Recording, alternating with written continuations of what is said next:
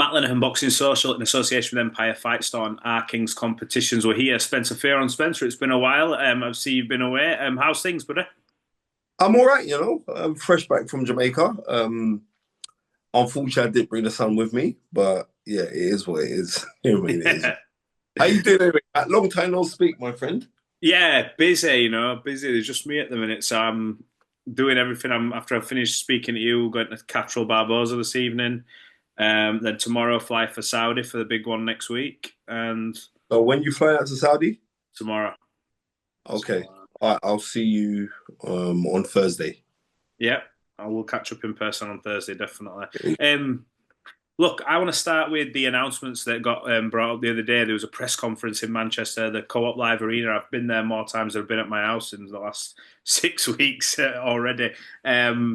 Yeah, Dillian White, Joe Joyce was the kickoff press conference.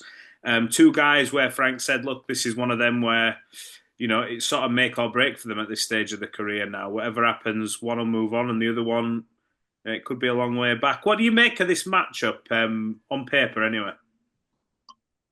I think it's a really good fight. Simply because if you saw Dylan White's fight with Tete, Yeah. right, who's now listed to fight Fraser Clark, right? Mm-hmm. That was an extremely fun fight, right? It was fun. It was a fun fight. it was on a Sunday as well. It was on the zone, and they were just swinging. It was a swingers, and it was a very, very enjoyable. And there was a lot of ring rust inside Dylan White, understandably, because he'd been out for a little while. So you could see that in how he was fighting, and he was throwing a lot of hands, and he got caught a couple of times as well. And I think, I mean, Joe Joyce, even though not being a professional for the longest time, but he's actually long in the tooth, right? And Dylan White now is long in the tooth, and he's actually a veteran professional fighter now, right? And we can never ever turn around and say, oh, well, if the loser loses now, it could be curtains for him, because it's been proven time and time again that your resolve is the thing, or your pulling power in your resolve makes you have longevity in the sport. Firstly, let's go and look at Derek Chisora, who we have to commend on his fantastic win the other day. I watched that in Jamaica. Big up Dave Coolwell, because Dave Coolwell FaceTimed me, and we were talking, and then he turned the camera around on his phone so I could watch it. So I watched it live in Jamaica, right, at a place called Silver Sands, right? Nice. And yeah, so I'm saying, like, it is a really fun fight. This is a fun fight. It's a fun fight simply because Joe has got resolve.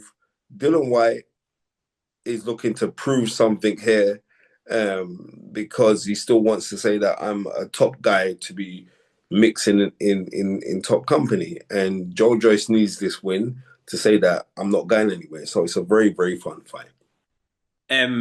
I thought when I watched the Derek fight, we'll touch on Derek just a little bit here. Look, Otto Wallin knocks him down a couple of times, wins the fight, beats Joe Joyce, knocks him down, wins the fight. He's going into his 50th fight now, and I said to Dillian the other day when he's talking about wanting to sign his career off, I said, you want a trilogy? He said, the only thing missing from your career is a world title and a trilogy. Surely you and Derek Chisora, no matter what happens, that is the trilogy to make, to say, look, there's the narrative there, there's the history. Go and have your last dance. There is, but there's one side that wants it, one side that doesn't want the fight. Derek Chisora doesn't want the fight. Derek Chisora is hell bent, and as crazy as it sounds, Derek Chisora is hell bent on saying that he wants to fight Usyk, right? And I tell you why there is credibility in that fight, right? Forget everything that Usyk's done. At heavyweight, Derek Chisora is noted as being Usyk's hardest fight. Yeah. Right? These are not just by what I visually witnessed, but by Usyk's own affirmations, saying that this is when he gave me the hardest fight. So I could see it, and like, people are enamored with Derek Chisora. He's got a crossover cult appeal, right? Let's call it as it is, right? Yes. So right, and that's what Derek Chisora has. He's got a crossover coat appeal. So I would love to see Derek and Dylan White, right? I would love to see that fight because I know because they got history and how it would kick off with these guys. But one side doesn't want it, not because they're afraid of the other guy, but he doesn't want it because he's saying like, I want a world title fight, right? And as much as we're saying Derek Chisora is away with the theories with this one, saying that he wants a world title fight, stranger things have happened.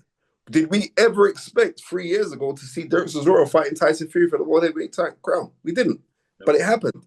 So don't be shocked, especially and like now, there's more momentum on Derek Chisora's name now than at the time when he fought Tyson Fury. So anything can happen. Yeah, no, I completely agree. It wouldn't completely surprise me. That was actually an IBF world title eliminator as well. Uncle Frank made that happen. So Exactly. he's in a great position.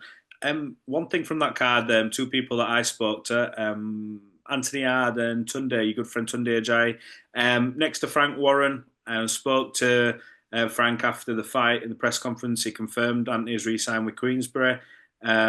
All seems well again. Obviously, Anthony's got a big fight coming up on the Conor Benn undercard, but just from your side of things, what do you make of that? Sort of everything seems to have been resolved, let's say. Well, do you know what? You see, if you're my pal, you're my pal, and I'm going to back you. Do you understand? What I may say in private to you isn't going to be the same thing that is going to be aired publicly. And I'm saying that it's a good thing simply because when we're talking about comebacks, we're just talking about Derek Chisora, right? Frank Warren's comeback to being the top of the tree, and I want people to realize this now, yeah? Frank Warren was always top 5 best promoters in the world, yeah? He was always top 5. Right now, arguably, Frank Warren is the best promoter in the world, right? Yeah.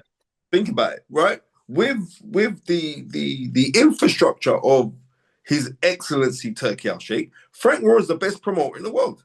And not only that, with grey hairs come wisdom, and what do? We evolve as who we are. You got to think how Frank Warren has evolved over the years. Because I remember when Frank Warren first started. I remember Frank Warren's first world title fight. I remember the historic things that Frank Warren did in promoting 2 immigrants to fight for the British Commonwealth and European title. And Frank Warren was the first person to air that, and that was on ITV between Lloyd Hunnigan and Sylvester Mitty. I remember that. You young kids don't know shit because you don't remember that. You care not to remember. And I'm saying Frank Warren has been embryonic, yeah? Yeah. And then growing from being embryonic, but then growing even bigger into a greater stature. So you got to give credit to him because that guy just keeps on bouncing back. But to see where he is now and how things are now, or the fighters that he's promoting now, or the fighters that he's got now, you can't take anything away from Frank Warren at all. I'm going to say, I think there's, and not to pit them off against each other, I think there was this sort of surge with Lenihan and matchroom boxing, and Frank sort of, I think he survives the waves that come and he evolves. And now he's at a stage where you look, he just signed Lee Wood as well. And you look at all these fighters, he's dominated the heavyweight game. I can't remember how many sort of top 15 rankings he's got. I'm sure he's got probably 13 of them. He's sort of evolved with the times, and he's been the guy who opened the doors in Saudi as well and created all this stuff. What does that sort of say about him and that he's, I don't know, stubbornness to keep going in this game? Because this game can grind you down. It's a stressful game, but he's there. He's still at the top table. And like you said, arguably right now, the number 1 promoter in the world. He is. He is arguably the number 1 promoter in the world, right?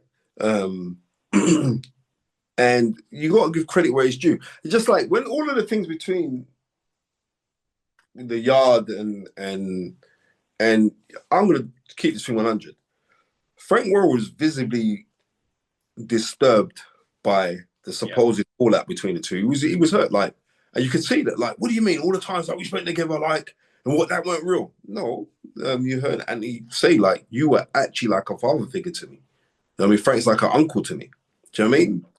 And And I know that was genuine in what he was saying because you can't turn around and say that Frank Warren didn't look after Anti-Yard No, and didn't look after Tundi as well at the same time. So it is what it is. But I'm glad that everything's like the kiss are made up and it's been sorted. Right. I'm seriously glad because now look, he's fighting on a massive card and you know what I mean all he's got to do now is produce in a ring. And which I believe that he can do. So and that's it. So it's a good thing. It is a really good thing. I want to turn his attention to stateside for a minute. I want to talk a little bit about Keyshawn Davis. Produced a brilliant knockout victory, stoppage victory, punishing Branchik to the body to become world champion, I believe, in 14, 15 fights, I think he's had now. Eloquent I young think guy, speak to a few times. I think that was his 14th fight. 14th or 14th. Yeah, I'm just looking now. right?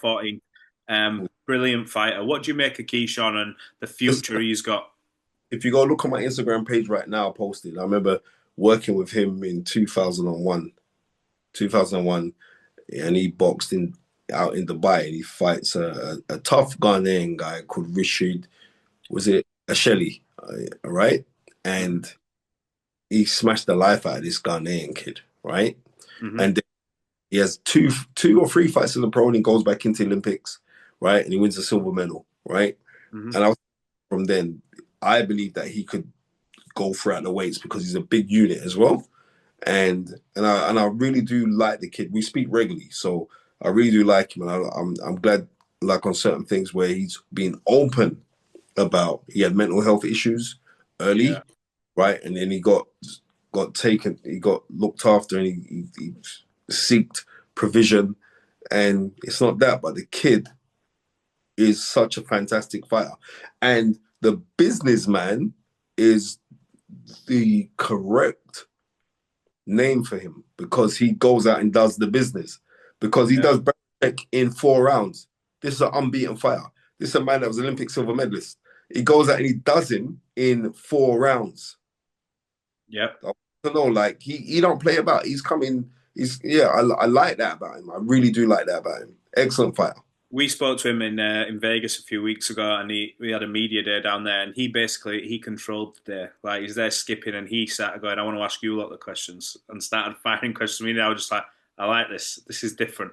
And It's different. the confidence in his own ability, and how he sort of handled all the Andy Cruz questions because of the amateurs, and the businessman is a good thing because he's the way he said it to me in an interview was he says the names are okay. He says, I just want the belt. If you've got a belt, we can do business.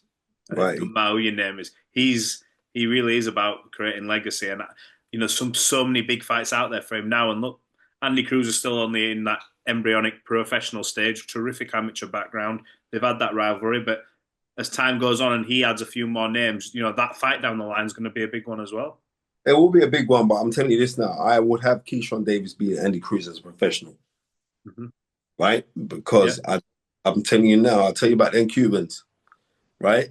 Once they defect and they go to America, right? Mm-hmm. Right?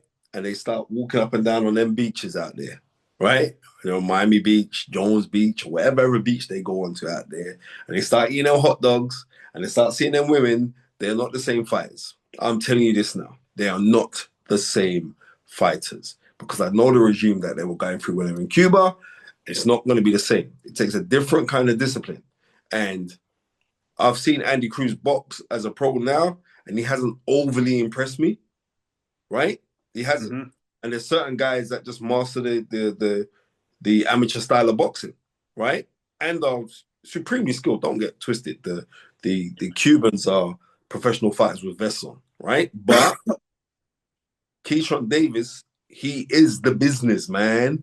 Trust me. I really do rate the kid.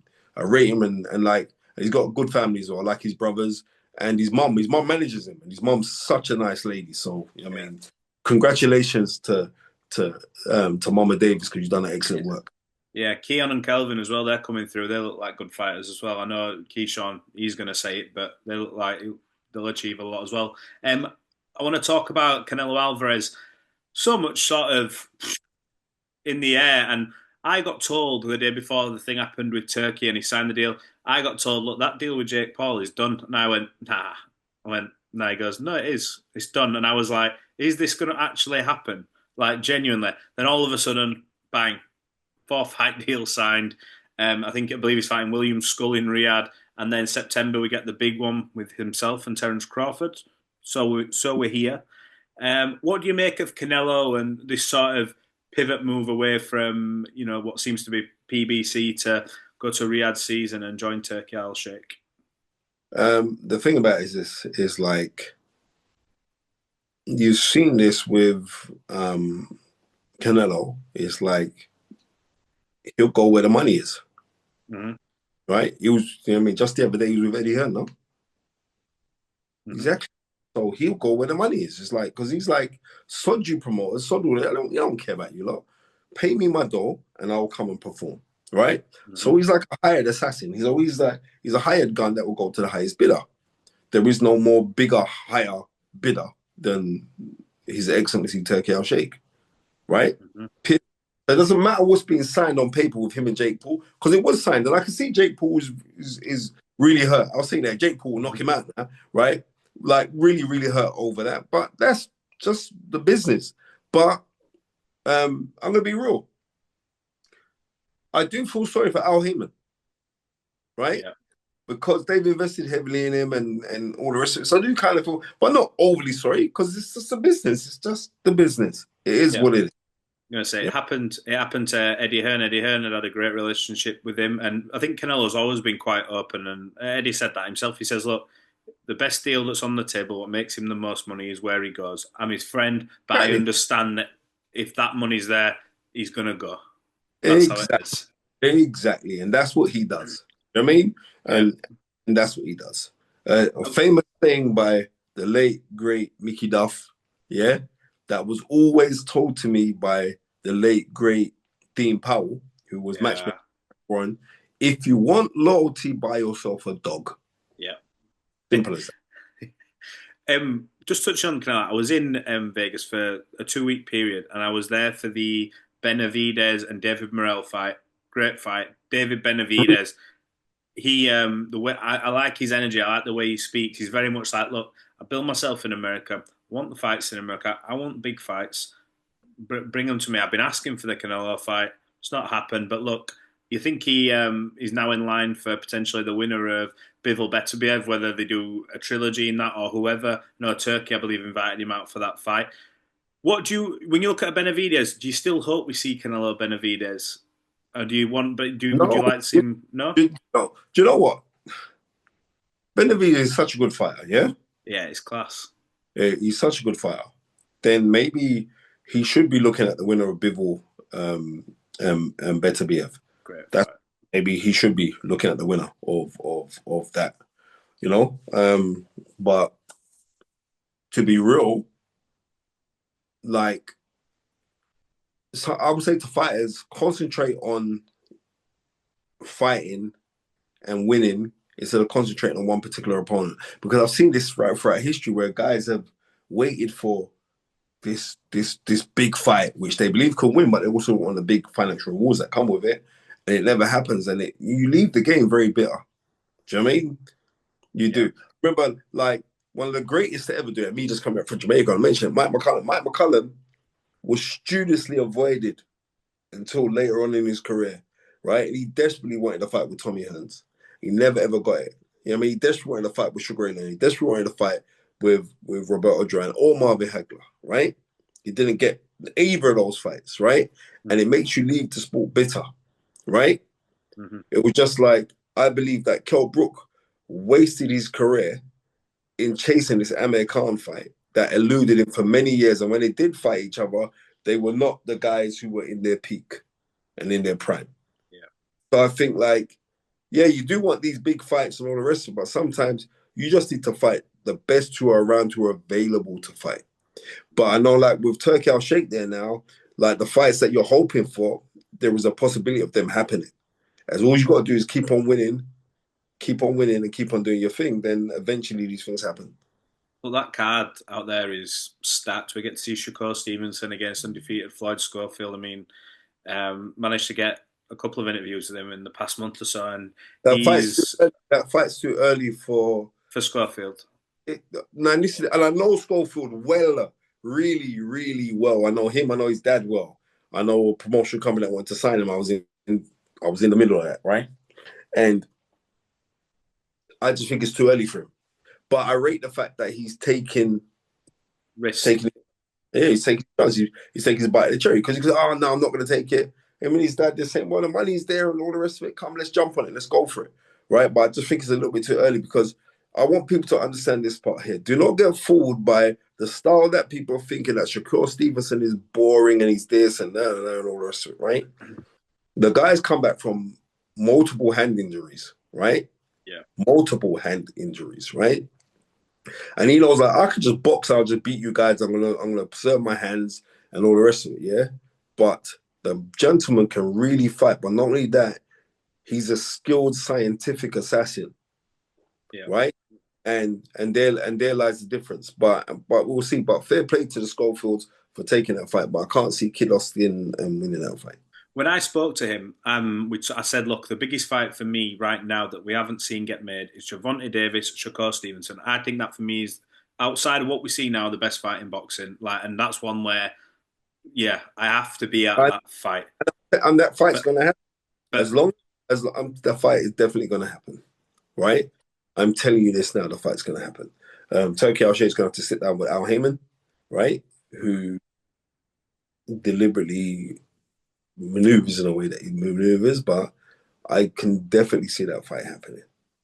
what's interesting about it is when I speak to Shakur, I said, you know what? I think the perception is Gervonta Tank Davis. Well, there's no perception; it's fact. He's a killer puncher. He's a brilliant finisher.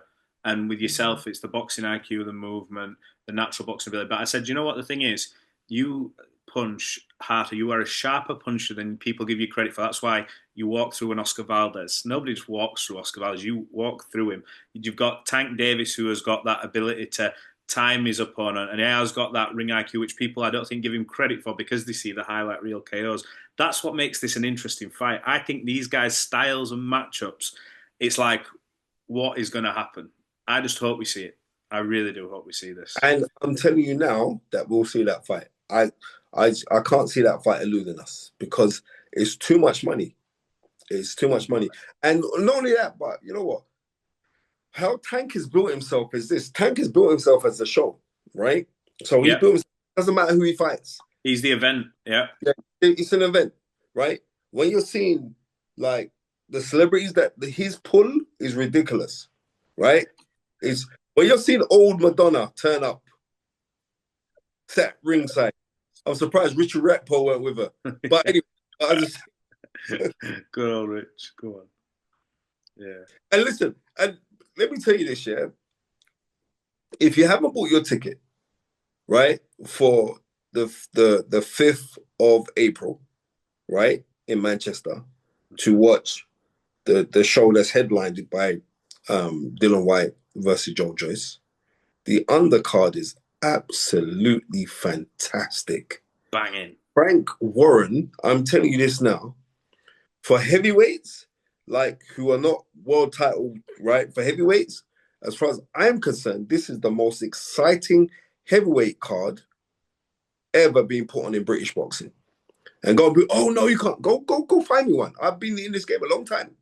I've never seen a bill stacked of heavyweights with competitive fights like this.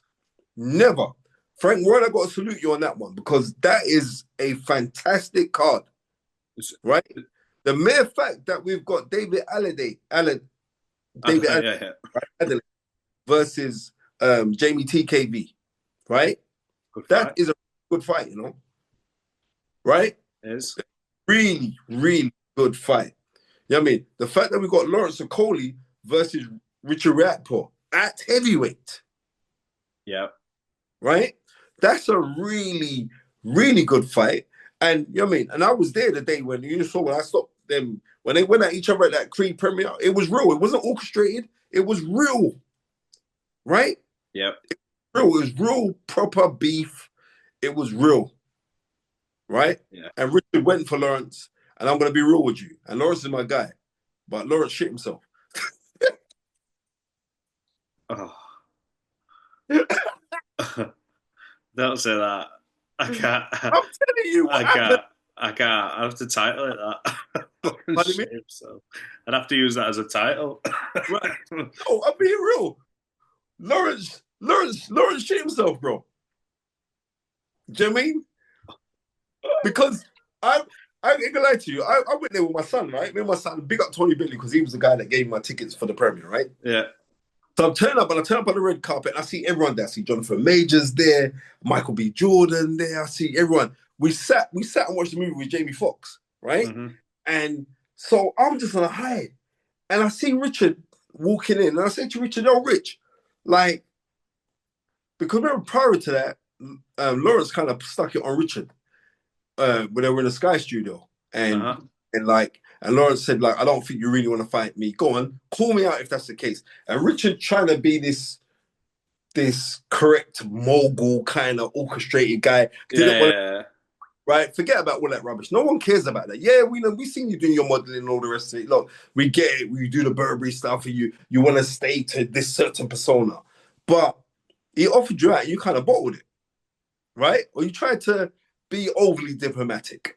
So what happened was I saw him out there. I was with my son, and I said, "Yo, bro," I said, "Richard, how can you make these Hackney man badger up like that? You know what I mean?" And he was like, "Well, what do you mean?" I said, "Nah, bro, that was nah. But I was joking, but I know it kind of rattled him." So two twos make four. When we're coming out, like the movie's finished, so I'm walking back out into the foyer, and I'm just hearing all this shouting and everything. I'm with my son Marzi, and I'm saying like, I don't want to see this in front of him. That's not really a good example of how I want to see men behaving. So I go in the middle, and I do it. So I was hurt by it. You know what I mean? Yeah. I'm not saying that I orchestrated it, right? Oh, But I know when I said that to Richard, it kind of wound him up a little bit. But I was joking. But fair play to both of them. Because when they saw me turn up, as I'm an elder to these guys, right? They were like, right, it was done. But it will be a good fight. It will be a very, very good fight. It's like that card that Frank Warren's put on it's an amazing card. And I'm so looking forward to that. yeah. I think there's a narrative in that fight. And the Adelaide fight's a great fight as well. I think people are overlooking that fight a little bit, but they shouldn't. They should buy tickets for just the undercard alone, let alone the main event. You know why? You know why the Adelaide fight's so good with Jamie T? Because Jamie's not a noted puncher, yeah? Mm-hmm. But his skill level is very high, right? Yeah. He's got very, very good skill level, but he don't punch. Like Jamie TKV reminds me a little bit of Buster Matthews Jr. Buster Matthews Jr. is very, very skilled, but he couldn't punch, Mm-hmm. right? But we can see like he does subtle intelligence in these fights, and this Mm-hmm. fight's a good fight. But I think the favorite in that fight would be David Adelaide. Would be the favorite. Yeah, especially after what he did to Solomon Dakers, that was very, very impressive. So yeah, Yeah. but we'll see. We'll see. It's like I said, it's a great time for boxing, and it's an amazing time for boxing. It is 100%. Also, I just want to add in there just a sidebar. Boxing's full of good stories, but also we had some sad news this week. Obviously, Joe Gallagher diagnosed with stage 4 cancer. He's done such a lot for boxing. He's given me such a lot of time in the short space I've been in. Just sort of give me a reaction to such sad news. Um, I lost both parents to cancer, right? But they were way older than Joel Gallagher. And I'm telling you this now, right? Joel Gallagher's going to beat cancer. I'm telling you now, Joel Gallagher is going to he's going to whoop cancer's butt. Reason being is because Joel Gallagher is a fantastic tactician, right? And a great trainer and a dear friend. He's a really good friend. I give it to him a lot. I ain't gonna lie to you. But Joel Gallagher's gonna beat this thing. You know what I mean? I've got no doubt in my mind whatsoever that he's gonna beat this thing, right? Because he's gonna want to beat it. You know what I mean? And that's the whole thing. You got to think about these kind of things. If we have 30 trillion cells in our body and every cell communicates with each other, you can beat this thing because you're going to actually tell yourself you're going to beat it. I know Joe. Joe is he's very spiteful. Right? Yeah. Right. He's got that kind of resolve. So I want Joe to have that same kind of spite when he's fighting to get the best deals for his fighters. I want Joe to have that same spite and tenacity and whoop this thing, because seriously, Joe is like Marmite, right? Yeah, he is. That's Joe Gallagher. He is like Marmite. But the thing about it is this is like he's genuine.